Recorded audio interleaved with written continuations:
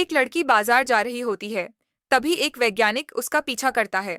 वह उसे अगवा कर अपनी लैब में ले जाता है और उस पर एक अजीब सा प्रयोग करता है।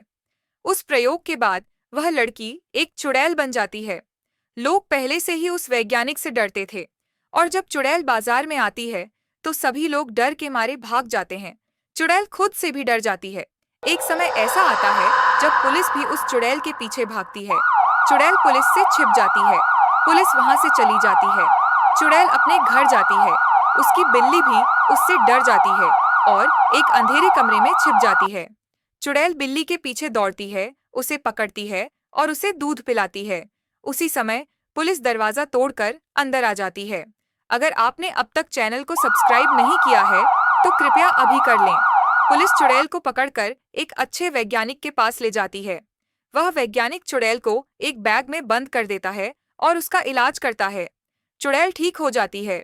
फिर वह एक सुंदर सपना देखती है और अपने उजाले के साथ खुशी खुशी जीवन बिताने लगती है। अगर आप उसकी खुशी से खुश हैं तो वीडियो को लाइक करें।